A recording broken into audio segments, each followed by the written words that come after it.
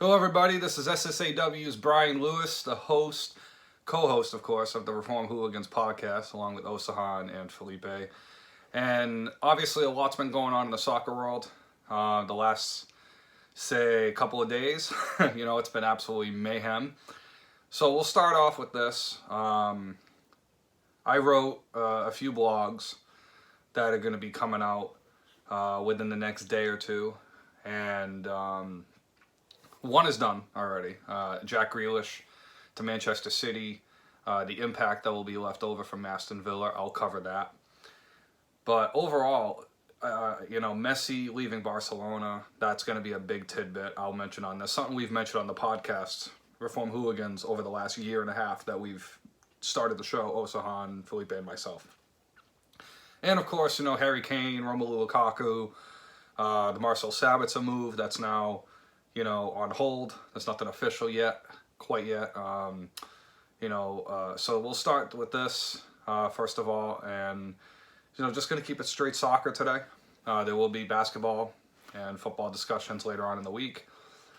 But as far as I'm concerned, there's a bit of a grip that needs to be had here with this Aston Villa move for Jack Grealish going to Manchester City. Now, a 100 million euro move is monumental to a club that 3 years ago was 11th place in the championship with 8 games left. So I want to keep that in mind as well. So for those people that are saying Jack Grealish is overrated, I understand that Jack Grealish is a bit of an embellisher when it comes to drawing fouls. Nobody drew more fouls than him, and I think the only 2 players that were even close to him in Europe were like Messi, Zaha, and obviously it's like some really, really high level players that drew as many fouls as him. And of course, Aston Villa is kind of reshaping that coaching staff a little bit. They just brought in the set piece coach from Southampton. They were trying to bring in James Ward-Prowse, who just missed out on the England side. He's sensational on free kicks, one of the best free kick takers on the entire planet. Not Messi level, of course, when it comes to free kicks, but he's very good. I think he's probably the next group down of guys. I think for Villa, bringing in Danny Ings from Southampton, a striker who scored 20 goals in 1920, obviously was hurt, has had injury history, used to play for Liverpool once upon a time. Liverpool scored 2 million euros in that deal that Villa got from Southampton, so good front for Liverpool on that front as well. They've been quiet this offseason, but I'll touch on Liverpool in a second. I just really think, well, looking at Villa, you have Ings, and that allows Ollie Watkins to play out on the right-hand side. Now, for those football manager people out there, Ollie Watkins can play on the wing. He's probably more of a 9. He could be more of a second striker. That kind of fits the role for Ollie a little bit because Ollie can drop off and give you a little bit of that. You're going to have Emiliano Buendia as well, coming from Norwich City, someone who's been very highly sought after by clubs in La Liga, Italy. There were Italian clubs that were interested in him last season as well. So Buendia is going to be the 10 that I think they were looking at. Emile Smith-Rowe as well from Arsenal, but he obviously re-signed with Arsenal. Arsenal going through a youth movement. Might be good to keep Emile Smith-Rowe with Saka and Martinelli around. So for Villa, they have the attack with Buendia and Ings. Now you have the middle kind of covered. So Grealish is kind of an inside left kind of pseudo 10 with the way that they kind of use him. They did have Ross Barkley as the 10 last season before injury. He never really came back to form after the injury he had in November, I believe. And, El Ghazi, Trezeguet, El Ghazi's quality. El Ghazi is a quality player for Aston Villa. But Trezeguet, Wesley, you're not going to expect anything from those guys. Morgan Sanson was brought in from Marseille, and he's been kind of disappointing. So they haven't really had anything there depth-wise. So I think selling Grealish ultimately is what will keep them within the top 10 conversation. Because they think even with Jack Grealish this year, even if they were able to bring in all 3 of those guys with Grealish, they probably would have had to move on from John McGinn or Douglas Luiz to kind of bring in other reinforcements on the squad, which that would have depleted that midfield. That midfield duo, that double pivot they got, works very well. I could see Dean Smith playing a 4-3-3, but a 4-2-3-1 is probably the way they're going to go. Or like a very different 4-3-3 where Buendia is more of like an advanced role, and then they kind of have Luiz and McGinn kind of in the middle there. But I think for Villa, good offseason, and they could get up to 140 million euros from the Jack Grealish deal. Now, Grealish is the Aston Villa captain, and there's been a lot of talk from England fans overseas that he should have stayed loyal, like Alan Shearer. But even Letizia, the former Southampton star back in the 90s, if you haven't seen his goals, look up Letizier's goals. He's an absolute freaking phenomenal goals, good highlights. And looking at Aston Villa now, 100 million euros, that's a lot to say no to for Villa. Gareth Bale was the previous record holder for the highest fee by an English side. It's just, now he's an English-born prospect. I mean, we've seen Harry Maguire go from Leicester to Manchester. We've seen Lukaku go from Chelsea to Everton to Manchester United. Then obviously now he's back at Chelsea, which I'll touch on in a second. But I wanted to get a little bit to Leon Bailey, who's going to be pretty much playing the position that Grealish left behind. Now, Grealish, as I said, is more of an inside forward, kind of a pseudo 10, does a lot of 10 things. Bailey is more of a wing, very pacey. The part of the Jamaican international side, he's been good for them. Although in the Gold Cup, I didn't see too much of him in the games that I saw. The game I saw against the United States, and then even that I didn't get to see too much Gold Cup action with Jamaica. Didn't catch the games at the right times. However, Bailey was a guy that was anointed to be like a wonder kid when he was still 19, 20 years old, coming up from Leverkusen. And there was at one point talk about him being 65 million euros. And obviously COVID happened, and he had an injury season in 18-19. 19-20 was, inconsistent. But last year he was really good.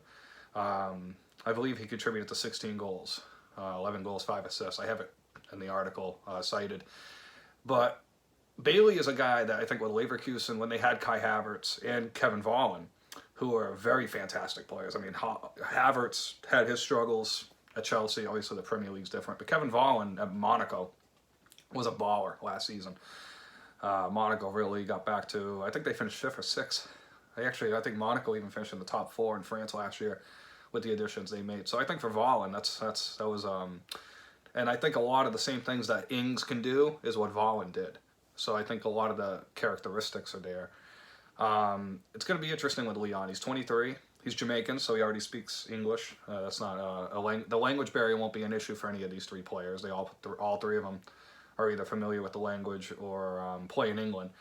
So I think for Villa, it's just Dean Smith being able to continue to wheel and deal. And with Emi Martinez able to recruit Buendia, that was a big help. And, still having McGinn and Luiz, you have a bit of a bench now. You have a couple guys you can throw in there. Traore, who I didn't even mention yet, is still a very valuable asset on the right-hand side. El Ghazi and Trezeguet and even Wesley can kind of be squad players on the subs. So I think for Villa, that's a good move. For Jack, how he fits into Manchester City, which is something that I didn't mention in this article because I kind of kept it in a Villa point of view. But as far as Manchester City goes, I think they're going to have to move on from Bernardo Silva. And Bernardo Silva is a guy that kind of has always been kind of underutilized, I always felt like he was capable of so much more. Now, obviously, his issues, he's been a bit of pointed out, and as far like Antoine Griezmann, with some of his antics off the field. And obviously, Grealish has his own off-the-field troubles as well. You don't have to go too far with Jack on that front. But, I mean, this is where we are with Bernardo Silva. Now, Barcelona's debt issues, as it may, I don't think Bernardo Silva going to Barcelona is going to happen. Real Madrid, I don't think, is out of the question for Bernardo Silva. I just don't see an incentive for Real to make that deal happen unless they have to get rid of Valverde to get Mbappe. And even then, Bernardo Silva is going to be on big wages just like Mbappe. Although I'm all for reuniting the two from their days at Monaco. That great squad with Falcao as well. I just, I don't know where we are with Bernardo Silva. I mean, he could, if he were to go to Bayern Munich but they just signed they're in the process of signing Marcel Sabitzer. So I think for Sabitzer, especially if the value is the way it is, like I was talking to a couple people today, talking to a Bayern fan, Ben, who I talk to about soccer from time to time, and he's a Thiago replacement, Sabitzer, but I think Bernardo Silva is that guy that can be like a long-term. And obviously they have Goretzka. Goretzka can fill that role. Kimmich can play in the defensive midfield. They don't really, I mean, they could use Quarantine Tolisso. That's not a horrible situation either. Sabitzer is a nice little versatile piece because he can also play in the right wing in case you ever have injuries to Serge Gnabry for a long period of time, and Musiala. You don't really want to give him the minutes. So you kind of have the same situation that Man U has with Greenwood, where you don't want to play two guys too much. But City are in a situation where I would rather have Mahrez than Silva on that squad. Obviously, Silva's a better player, but Mahrez on that squad he's too valuable. And you can't really move Gundogan out that squad. Gundogan was very valuable last year when KDB was out. And unless KDB's out again, you know, Silva's not going to really have a role in the starting 11 because there's no way in hell.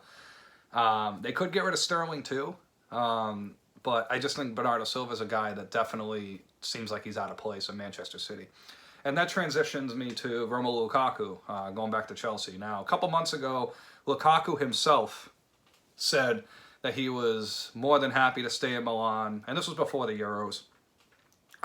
This was right after the Hakimi sale was official to PSG. Now, Hakimi had moved for 60 million euros, which I think is right about the value that he is. To me, he's far better than Ben Chilwell for England, who I think is even better than Luke Shaw. But for the value, I think Hakimi was worth it. Now, PSG are still figuring out how to fit Messi into that realm. So that's an interesting for PSG. We'll talk about that in the next video with Messi. But the Messi video needs its own hypnosis. But I am just very proud of everything that we've accomplished, that they've accomplished in terms of what they've been able to do in the transfer market for PSG. They were able to get Hakimi for big money. They got Wijnaldum, who from Liverpool, that's a big loss for Liverpool. Being able to bring in Messi would just be like a complete off-season. I mean, Sergio Ramos is there, Marquinhos' contract extension, Neymar's contract extension. Even if they lose Mbappe, it's still an incredible squad.